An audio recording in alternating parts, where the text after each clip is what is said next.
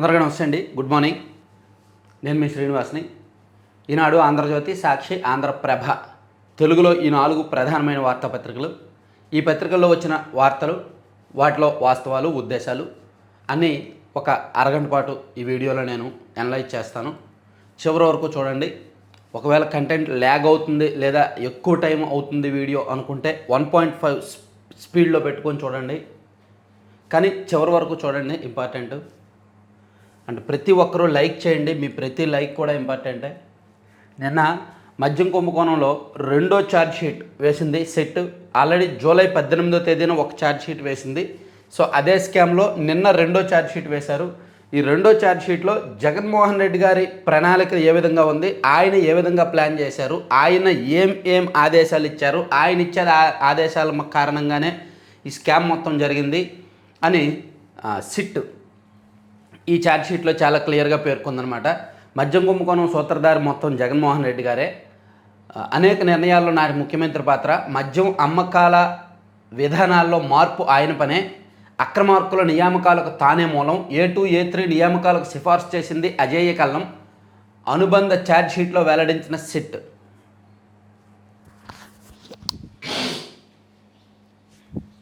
మొత్తం 124 పేజీల charge sheet, 16కు పైగా వాల్యూమ్లతో దీన్ని సమర్పించారు.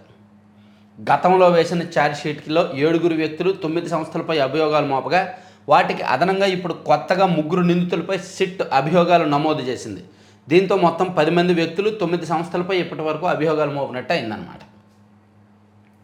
జగన్ పాత్ర చాలా స్పష్టంగా ఉంది అని పెట్టారు. సో దీనికి సంబంధించి ఇంకా లోపల పేజీలో ఇంకా క్లియర్గా జగన్ సన్నిహితులకు మద్యం ముడుపులు, ఆ డబ్బుతో భారీగా ఆస్తులు కొన్న ధనుంజయ రెడ్డి, కృష్ణమోహన్ రెడ్డి, గోవిందప్ప బాలాజీ. ధనుంజయ రెడ్డి జగన్మోహన్ రెడ్డి గారు సీఎంగా ఉన్న నాళ్ళు ముఖ్య కార్యదర్శిగా పనిచేశారు. కృష్ణమోహన్ రెడ్డి జగన్మోహన్ రెడ్డి గారు సీఎంగా ఉన్న నాళ్ళు ఆయన ఓఎస్డీగా పనిచేశారు.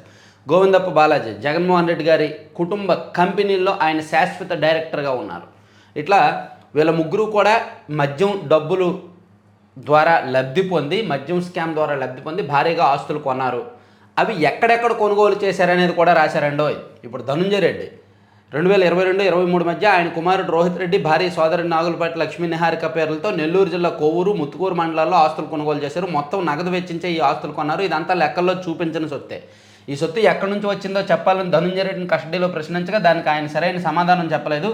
ఇదంతా మద్యం ముడుపుల సొమ్ముతో కొనుగోలు చేసిందేనని ప్రాథమికంగా స్పష్టమవుతోంది అని చెప్పుకొచ్చారు. అలాగే మద్యం ముడుపుల సొమ్ముతో గోవిందప్ప బాలాజీ కూడా చాలా చోట్ల ఆస్తులు కొన్నారు అని చెప్పి ఒక సంస్థను నెలకొల్పి, ఒక నిమేష ఇన్ఫ్రా ఎల్ఎల్సి పేరుతో ఒక సంస్థను నెలకొల్పారు. అందులో ఆయన భార్య ప్రియా బాలాజీకి 60%, బిల్డర్ జీవి ప్రసాద్కు 40% వాటాలు ఉన్నాయి. Hyderabad Narsingi SS landmark apartment నిర్మించారు. ఈ ప్రాజెక్టులో 3 కోట్లు పెట్టుబడి పెట్టగా 1.10 కోట్లే అధికారికంగా బదిలీ చేశారు. మిగతా 1.9 కోట్లు నగదు రూపంలోనే చెల్లించారు అని చెప్పి మొత్తం వాళ్ళు ఎక్కడెక్కడ ఆస్తులు కొన్నారు, వాటి విలువ ఎంత, ఇవి ఎప్పుడు కొనుగోలు చేశారు అనేది కూడా, అంటే మద్యం కుంభకోణం జరిగిన టైంలోనే వీళ్ళు భారీగా ఆస్తులు కొన్నారు, ఇదంతా కూడా ఆ డబ్బులతో కొన్నవే అనేది సిట్ చెప్పింది.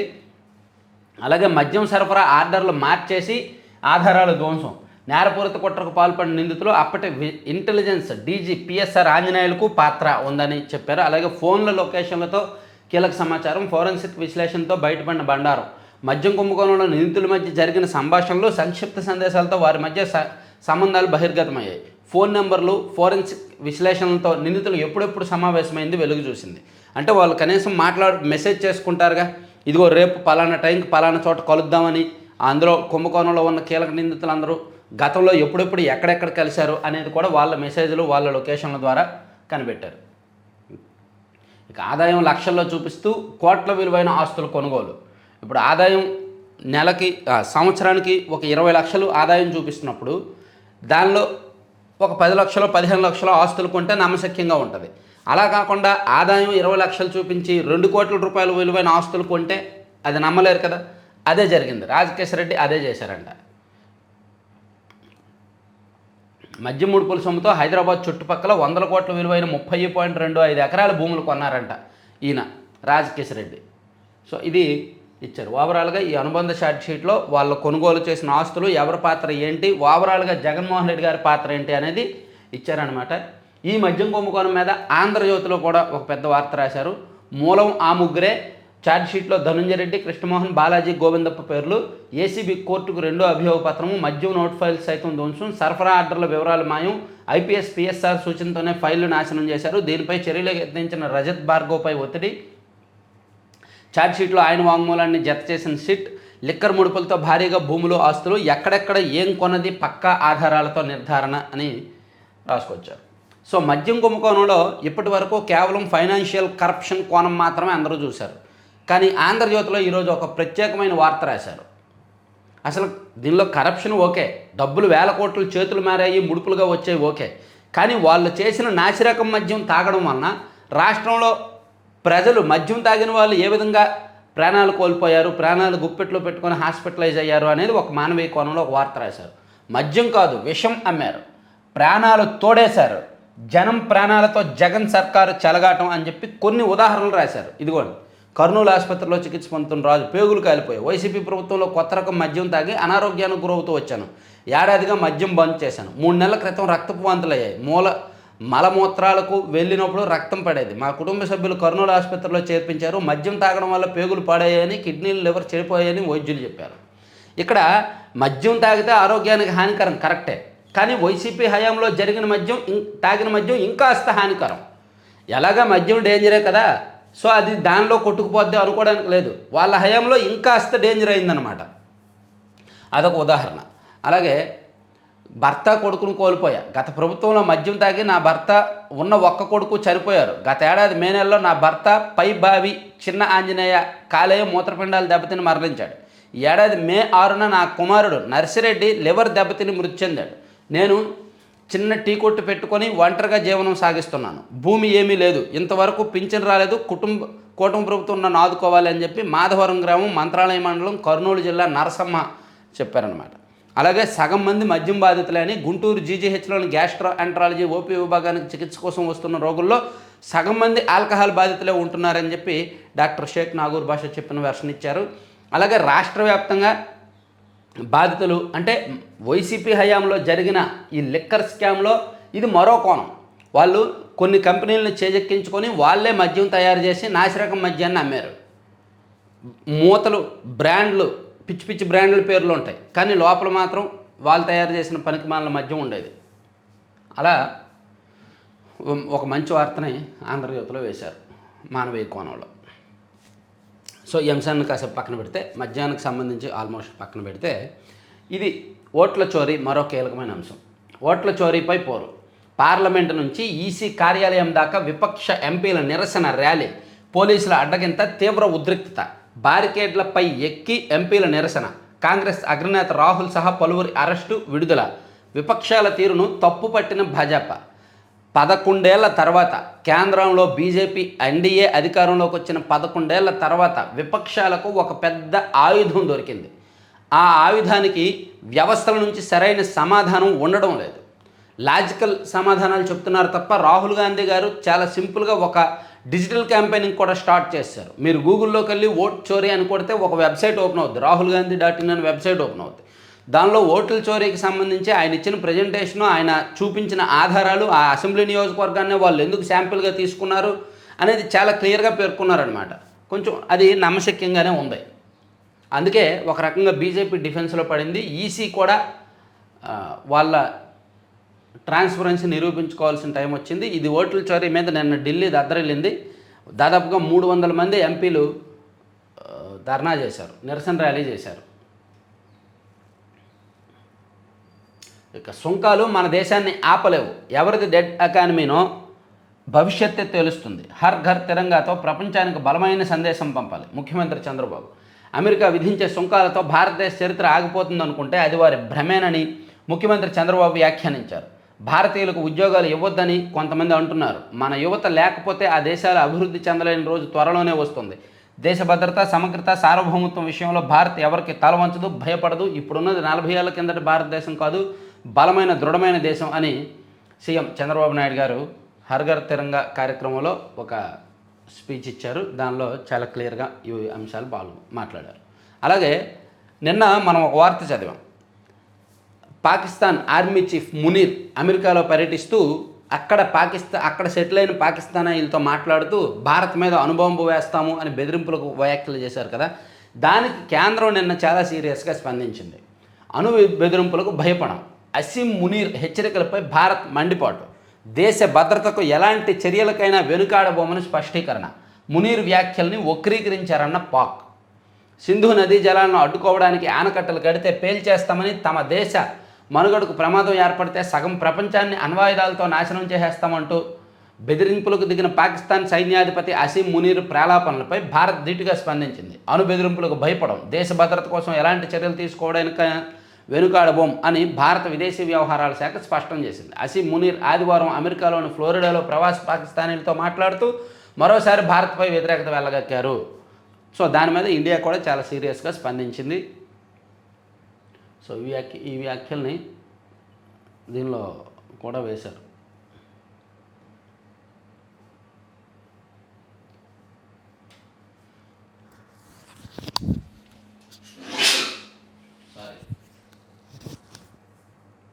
ఇక రాబోయే 5 రోజుల్లో భారీ వర్షాలు ఉంటాయంటండి. 2 తెలుగు రాష్ట్రాల్లో కూడా బంగాళాఖాతంలో అల్పపీడనం ఉంది. బంగాళాఖాతంలో బుధవారం అల్పపీడనం ఏర్పడే అవకాశం ఉందని భారత వాతావరణ శాఖ విభాగం పేర్కొంది. ఆ తర్వాత అది వాయుగుండంగా బలపడి శనివారం నాటికి తీరం దాటొచ్చని ప్రైవేటు వాతావరణ సంస్థ స్కైమేట్ ఇతర వాతావరణ మోడల్లో అంచనా వేస్తున్నాయి. దీని ప్రభావంతో మంగళవారం నుంచి ఈ నెల 20 వరకు దేశంలోని వివిధ ప్రాంతాల్లో విస్తారంగా వర్షాలు కురుస్తాయంట. ఈవెన్ మన తెలుగు రాష్ట్రాల్లో కూడా భారీగానే ఉంటాయని చెప్తున్నారు. ఇక మహిళా కండక్టర్లకు బాడీ ఓన్ కెమెరాలు, 5 రకాల బస్సుల్లో మహిళలకు ఉచిత బస్సు ప్రయాణం, రాష్ట్రమంతటా ఎక్కడికైనా. ఈ నెల 15 నుంచి స్త్రీ శక్తి పథకం అమలు. ఆర్టీసీ బస్సుల్లో స్త్రీ శక్తి పథకం కింద మహిళలకు ఉచిత బస్సు ప్రయాణం సదుపాయం కల్పిస్తూ ప్రభుత్వం ఉత్తర్వు జారీ చేసిందండి. 5 రకాల బస్సుల్లో ఉంటుంది ప్రయాణం. Palle Velugu, ultra Palle Velugu, express and ఇంకో 2 బస్సులు ఏవో ఉన్నాయి. సో మెట్రో సర్వీసులు, ఫ్రీ బస్సు ఉంటుంది. మీరు జస్ట్ ఆధార్ కార్డు పట్టుకొని ఎక్కండి, తిరగండి, ఎక్కడి నుంచి ఎక్కడికైనా వెళ్ళండి.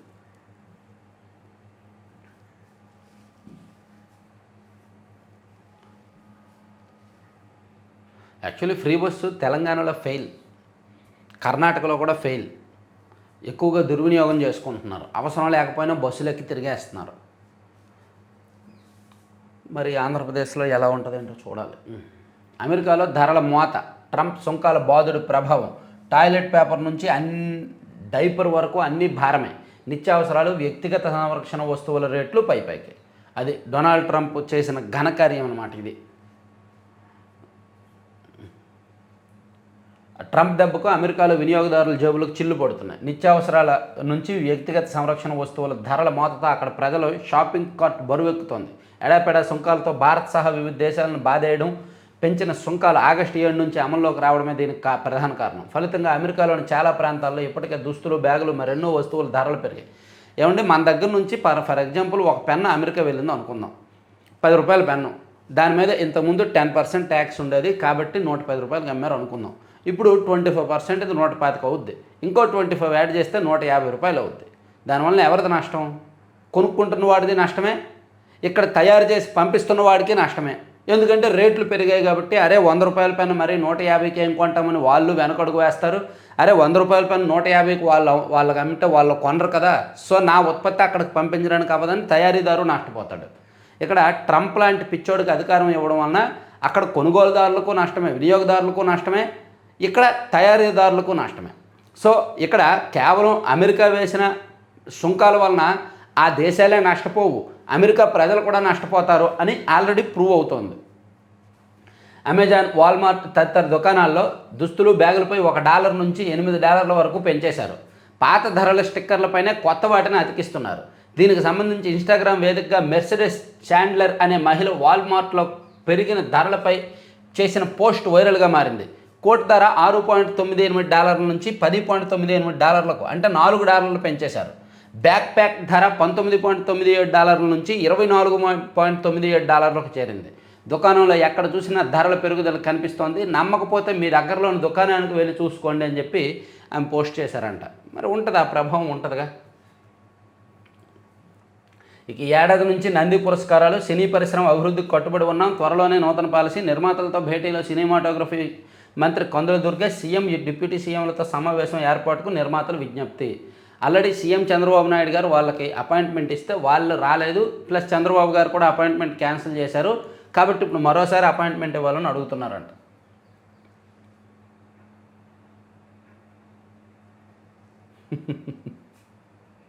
ఈ కార్టూన్ చూడండి, ఇది సంగతి. ఆపరేషన్ సింధూర్ ద్వారా మనం పాకిస్తాన్ తోక కత్తిరించి వదిలిపెట్టాం. సో దాన్ని పాకిస్తాన్ని డొనాల్డ్ ట్రంప్ పాకిస్తాన్ని ఉసుగొలుపుతున్నాడు ఇండియా మీదకి. భారత్పై పాక్ ఆర్మీ చీఫ్ పిచ్చి ప్రేరేపణలు. సో ఇది ట్రంప్ను చూసుకొని, అమెరికాను చూసుకొని ట్రంప్ ఉసుగొల్పడంతో పాకిస్తాన్ రెచ్చిపోతుంది ఇండియా మీద.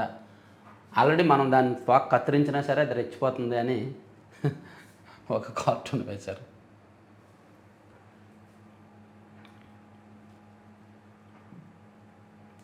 సరుకు రవాణా నిర్వహణకు లాజిస్టిక్ కార్పొరేషన్ వాడరేవులకు సమీపంలో శాటిలైట్ టౌన్షిప్లో అధికారులకు ముఖ్యమంత్రి చంద్రబాబు ఆదేశం. వాడరేవులు, విమానాశ్రయాలు, రహదారులు, రైలు, అంతర్గత జల రవాణా మార్గాల ద్వారా సరుకు రవాణా నిర్వహణకు లాజిస్టిక్ కార్పొరేషన్ ఏర్పాటు చేయాలని సీఎం చంద్రబాబు ఆదేశించారు. ఓకే. ఆర్టీజీఎస్లో అవేర్ 2.0 వెర్షన్ డాష్బోర్డ్ను ఆవిష్కరించిన సీఎం. సో రాష్ట్రంలోని వర్షపాతాన్ని ముందస్తుగా అంచనా వేసేందుకు రియల్ టైమ్ గవర్నెన్స్ సొసైటీ ఆర్టీజీఎస్లో అవేర్ విభాగాన్ని రూపొందించి, సో ఎక్కడెక్కడ ముందస్తుగా సమాచారం వస్తుందంటే ఎక్కడెక్కడ వర్షాలు పడే అవకాశం ఉంటుందని. అన్ని నియోజకవర్గాల్లో స్త్రీశక్తి పథకం ప్రారంభోత్సవం. విజయవాడలో రాష్ట్ర స్థాయి స్వాతంత్ర వేడుక, అదే రోజు స్త్రీశక్తి పథకం ప్రారంభం. రాష్ట్రంలో మరో 2 లాజిస్టిక్ పార్కులు, రైలు రోడ్డు మార్గాలతో అనుసంధానం. 2,175 కోట్లతో అభివృద్ధి. రాష్ట్రంలో కొత్తగా బహుళ నమూనా లాజిస్టిక్ పార్కులు ఏర్పాటు కానున్నాయి. వాటి ఏర్పాటు కోసం పొట్టి శ్రీరాములు నెల్లూరు జిల్లా అండ్ కృష్ణా జిల్లాలో 10,000 ఎకరాలను ఏపీఐఏసీకి గుర్తించిందంట. కొట్టిస్తూ తాను చితక్కొట్టాడు. దళిత యువకుడిపై దాడి చేసింది వైకాపా నేత. తిరుపతిలో ఒక 3 రోజుల కిందట దళిత యువకుడు పవన్ కుమార్ మీద దాడి జరిగింది కదా, వైసీపీ వాళ్ళే దాడి చేశారు కదా. కానీ దాన్ని వక్రీకరించి ఆ కుర్రాడు జనసేన పార్టీకి చెందినవాడు దినేష్ అనేవాడు అని ప్రచారం చేశారు. అండ్ పవన్ కుమార్ కూడా ఇది మా కుటుంబ వ్యవహారం, ఇది మా అన్నదమ్ముల వ్యవహారం, కులానికి కానీ పార్టీలకు కానీ సంబంధం లేదని చెప్పాడు, వీడియో రిలీజ్ చేశాడు. కానీ అదంతా కూడా నాటకము, బూటకమే. ప్యూర్లీ అది వైసీపీ వాళ్ళే దాడి చేశారు, వైసీపీ వాళ్ళ కుట్ర అని కొన్ని బయటకు వస్తున్నాయి అన్నమాట. ఇంకాస్త అదనపు వీడియోలు అయ్యి బయటకు వస్తున్నాయి. సో ప్యూర్లీ అనిల్ కుమార్ రెడ్డి అనే వ్యక్తి వైసీపీ నేత అని కొన్ని ఆధారాలు బయటకు వచ్చాయి నిన్న. ఇక 5 ఎంపీలు ప్రయాణిస్తున్న విమానంలో సాంకేతిక లోపం, చెన్నైలో అత్యవసరం లేండి. మంగళగిరిలో నేతన్నల కృతజ్ఞత ర్యాలీ.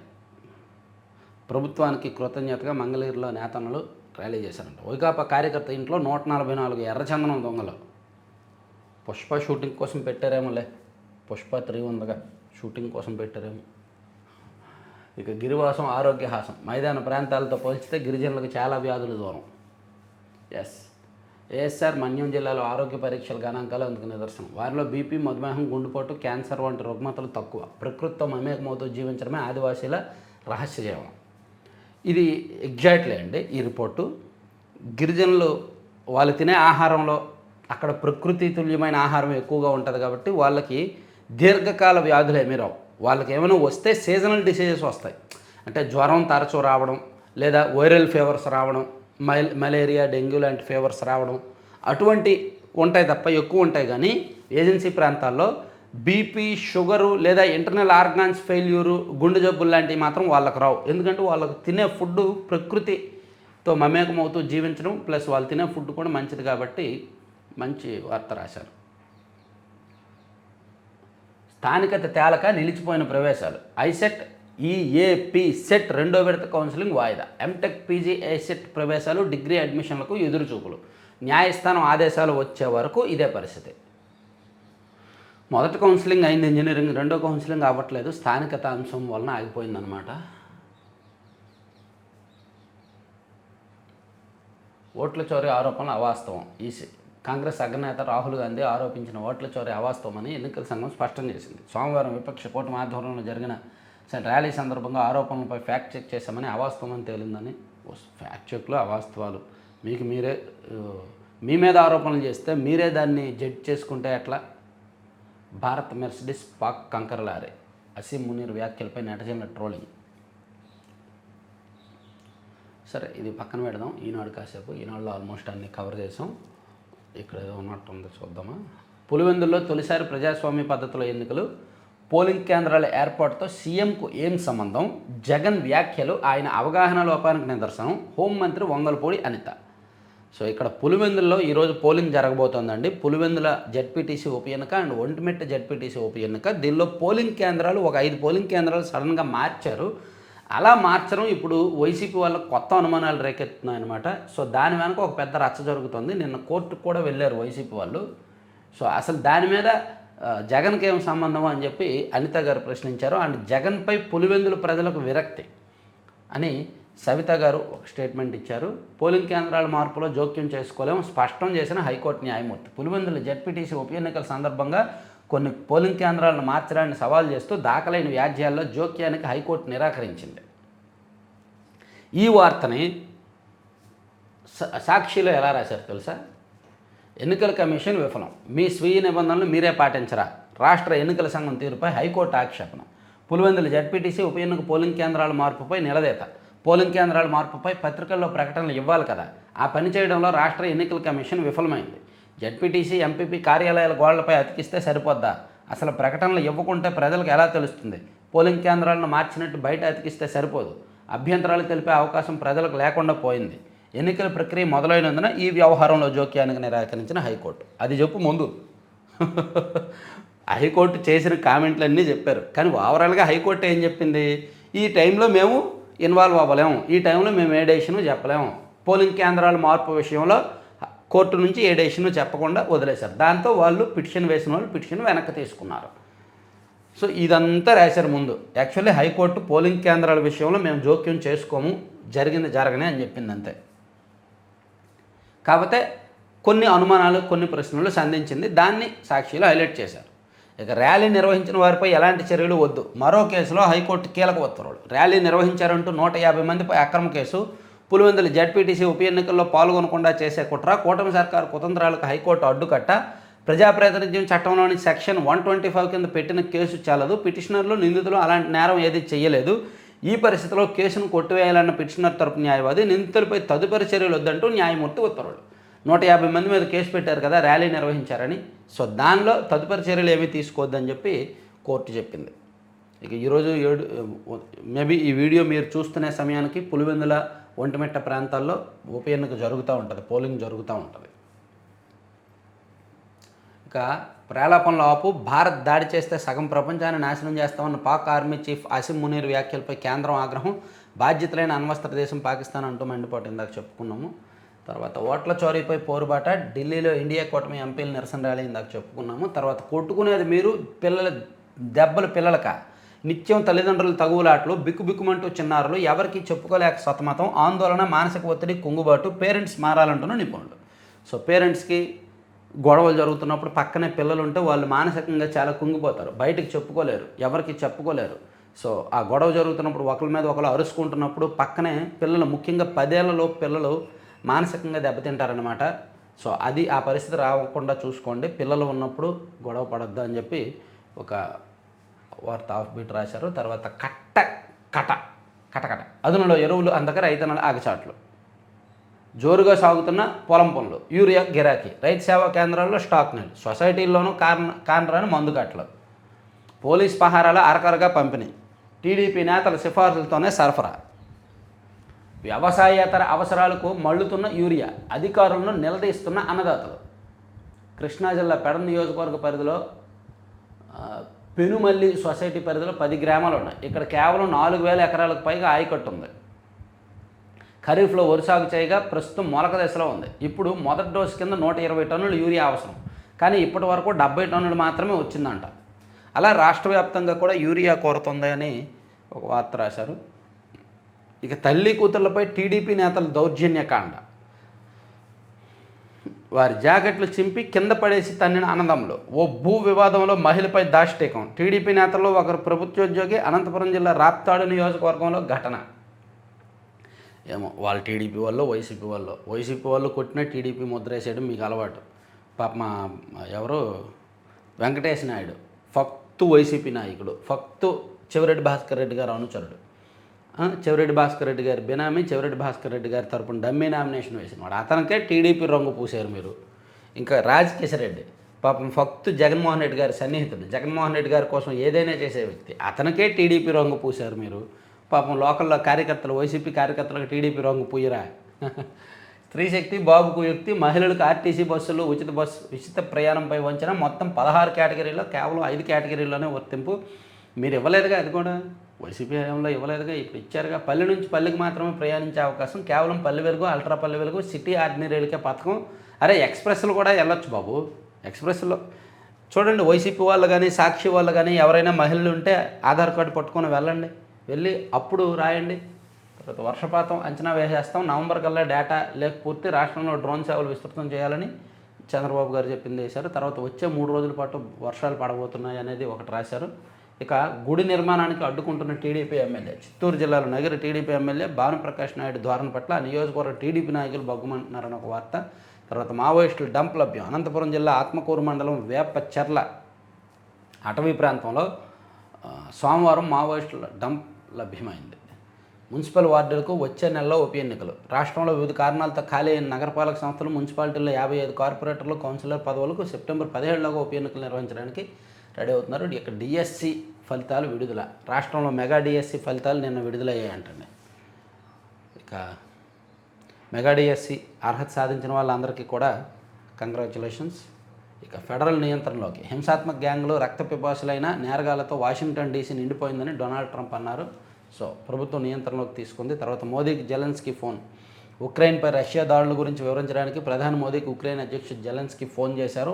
2 దేశాల మధ్య దౌత్య సంబంధాలు కొనసాగుతాయి అని స్పష్టం చేశారు. కర్ణాటక మంత్రి తొలగింపు. కర్ణాటక సహకార శాఖ మంత్రి కేఎన్ రాజన్న రాష్ట్ర సీఎం సుద్దరామి క్యాబినెట్ నుంచి తొలగించారు.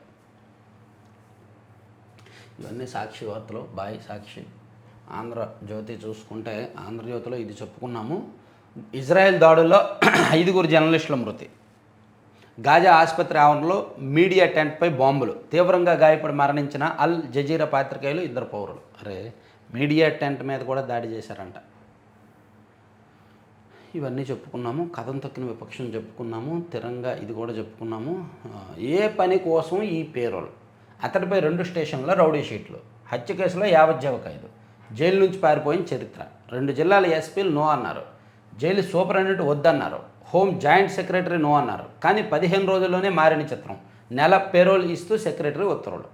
2 జిల్లాల పోలీసు అధికారులు వద్దని మొత్తుకున్నా, అతను బయటకు వస్తే ప్రమాదం అని హెచ్చరించినా, నిబంధనలు ఒప్పుకోవని లిఖితపూర్వకంగా తమ అభిప్రాయం వెల్లడించిన సెంట్రల్ జైలు సూపరింటెండెంట్ శశమిరాన్న చివరకు హోంశాఖ జాయింట్ సెక్రటరీ రిజెక్టెడ్ అని ఉత్తర్వులు ఇచ్చిన ఒక ఖైదీ పేరోల్ మీద బయటకు వచ్చాడు.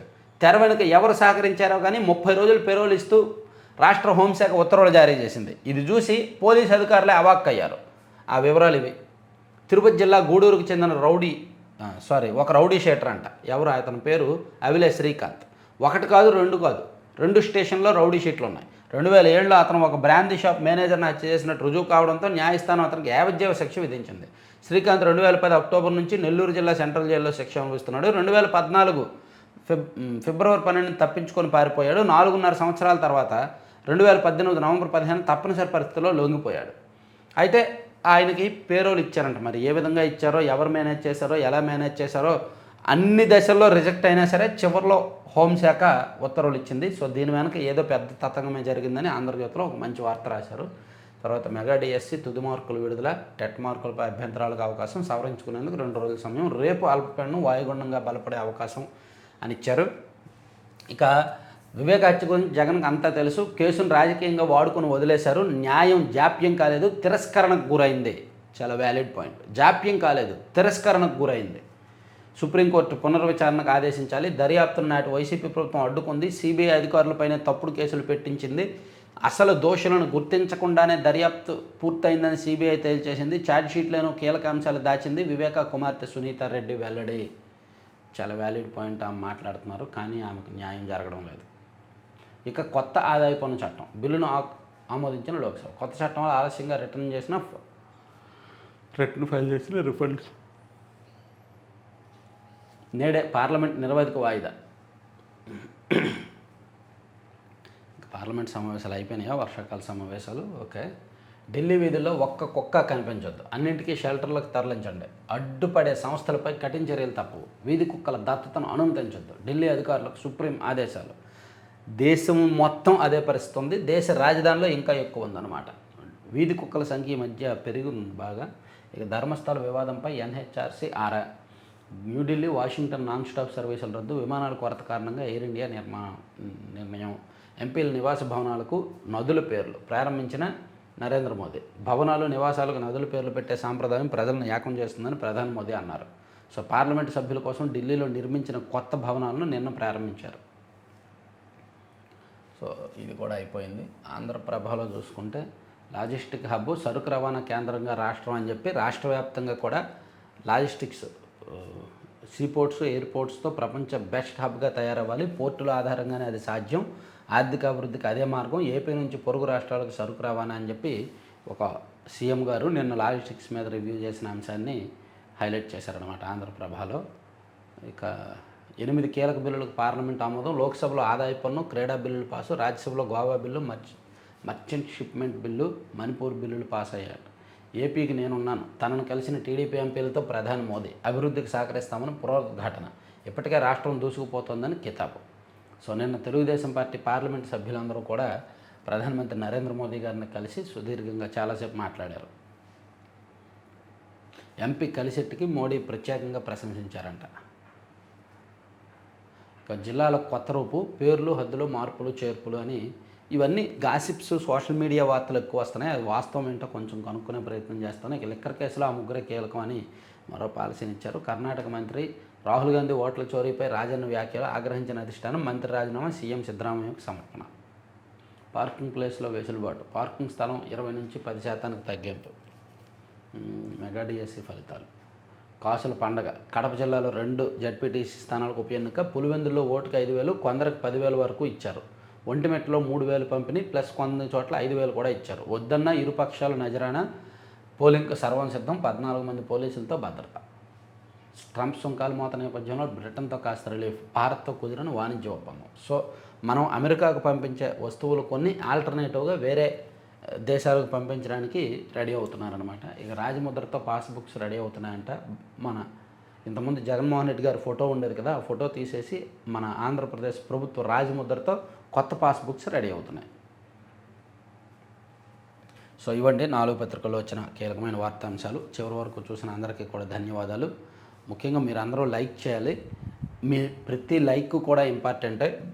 మీరు లైక్ చేస్తేనే మన ఛానల్ నెక్స్ట్ లెవెల్కి వెళ్ళే అవకాశం ఉంటుంది. అలాగే కొత్త వాళ్ళకి ఛానల్ చూపించే అవకాశం కూడా ఉంటుంది. అందుకే నేను ప్రతిరోజు కూడా లైక్ చేయమని చెప్తున్నాను. Thank you very much.